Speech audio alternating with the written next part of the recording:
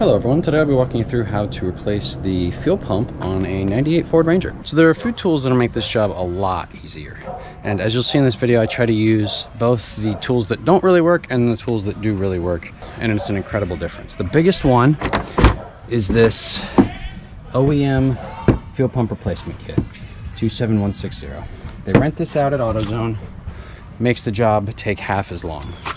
I spent a bunch of time fighting with fittings and things that I didn't even need to fight with because this tool removes them nearly instantly. Also, you'll need a few flatheads. I used 2 flathead screwdrivers throughout this. You will also need a Torx T55 bit, and I found that my regular electric impact was not sufficient. I had to actually go get out my pneumatic impact to get the bed off. Also in this video, I will only be replacing the actual fuel pump. I'll be taking the whole assembly out, swapping the fuel pump out, and then putting the new pump in. With that all out of the way, let's get to it. First thing, in my case, I have to get the bed liner out. You just kind of pull it forward, out, and then it should just come out.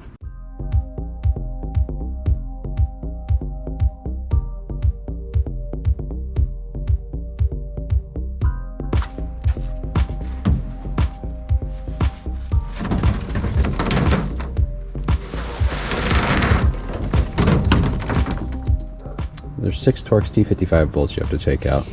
1, 2, 3, and then it's the same on the other side.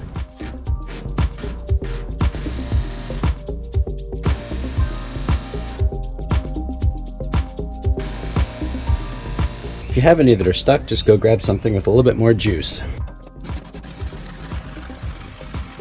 Coming around the back of the car, now that the 6 bolts are out of the bed, if you put the lift gate up, you'll see that there is a connector right here.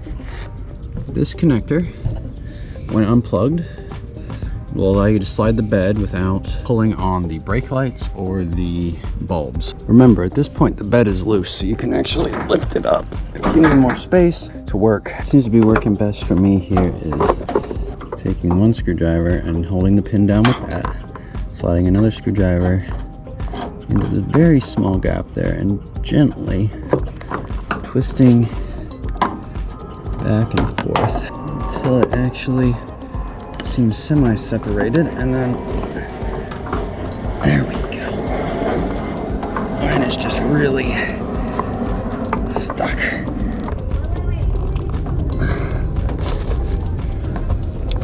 There we go. Next, we're gonna need to go ahead and come in here, take the 3 bolts out around the fuel filler and push that through so that nothing else is attached and the whole bed is just detached. We can slide it back and access our fuel pump. All right guys, 3 bolts, and then once you got all 3 out, you go ahead and push it through. And then we're just gonna start sliding the bed back a little bit.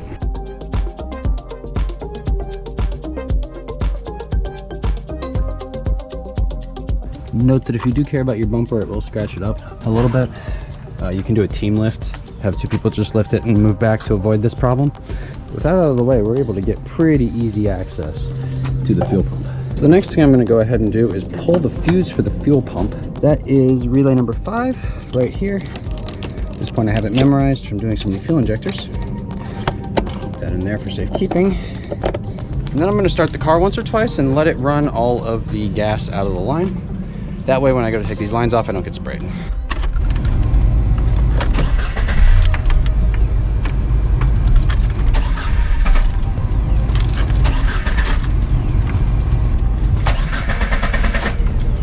That's what you want to hear. Now before taking anything off here, I'm going to go ahead and just clean it.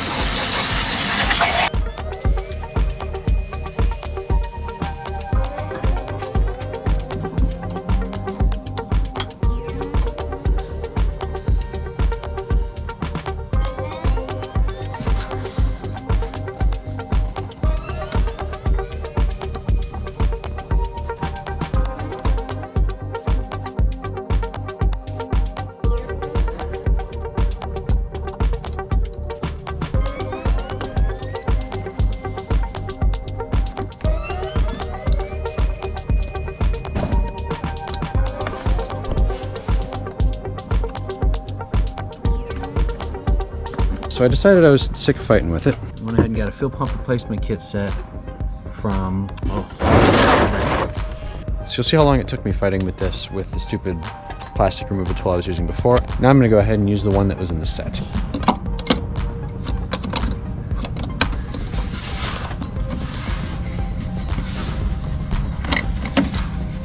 So clearly this one is the way to go.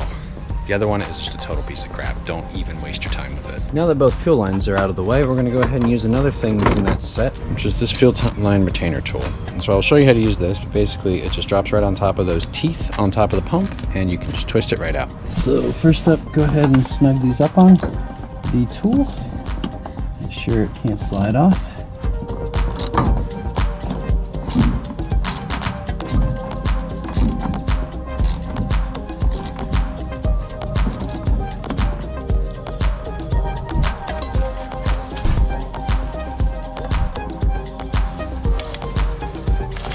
Before you can pull the pump out completely, there's one final clip right here that has this wire attached to it. So go ahead and just unclip this. It's just like the other clips, pulls back and pulls out. From there, there's just one spot over here where it is clipped on. There we go. Now we can pull the whole assembly out at once.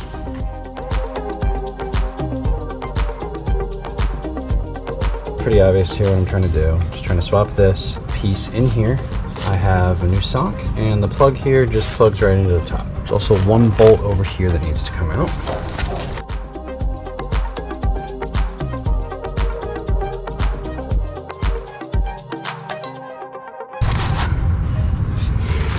That is popped out. I'm gonna go ahead and unplug this before I mess with it too much. This clip here is just a basic plug. Get it out of the way. Every clip on this car unfortunately doesn't work.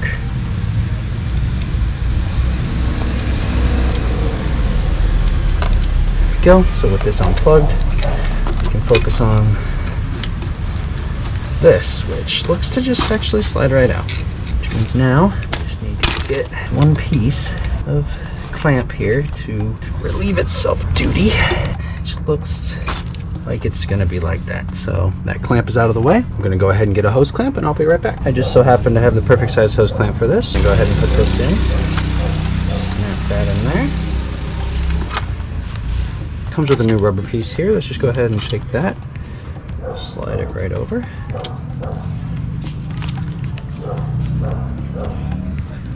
As you can see, that's all slid into place nicely. Take this hose clamp. I don't want to go too tight because the clamps that were on there were already very loose, and this is in the tank anyway, so really the worst case of a leak is right back into the tank. That's already tighter than the other ones were. So next up, I've got this sock to install. Looks like the sock was facing downward, and I don't think that's going to matter. I'm pretty sure it's just going to pop on whichever way it goes on. And it looks like once it is snapped into place there, it doesn't really want to come off, so that's good to go. The final piece, which is put this back on. This just rests right into place here. Slides around. Have to finagle that just a little bit, proper amount of slack. Be able to make this bolt reach through both of these holes. It seems the hardest part of this whole thing is getting this one screw to drop in place, but I believe we just got it. So as you can see, it's tightening right down, back into place. Let's go ahead and put this back in the car and start it up.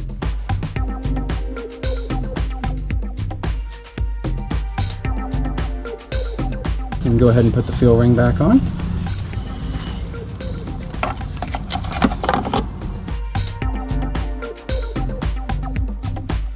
Give this a few screws until it is semi-tight, and then we'll tighten it down with the tool the rest of the way.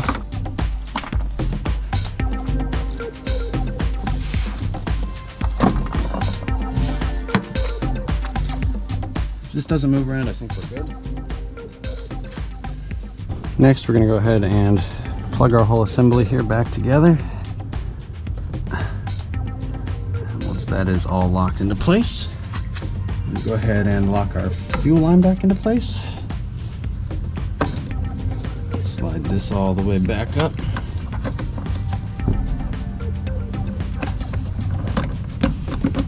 Slide the clip back into place. Take the other line, snap that back into place. Go ahead and take your retainer clip from earlier. Retain that. And that should pretty much be it for the fuel pump. Let's go ahead and put the relay back in and go ahead and see if the car starts successfully. We're gonna go ahead and take relay 5. There we go.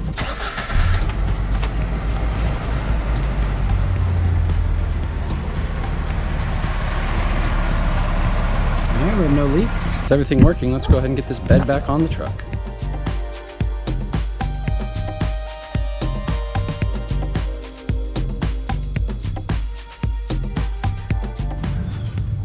Once I shine a light down in the hole and see it's properly aligned, I'm going ahead and dropping the bolt down in there and just giving it a few turns just to make sure I don't lose that alignment. So far I've got 4 in, so I think that actually means the bed just fell into the right spot for me. Note that the 6 bolts are actually different lengths. The short ones are the back 4 and the long one are the front 2. From there, just go ahead and tighten all 6 bed bolts back down.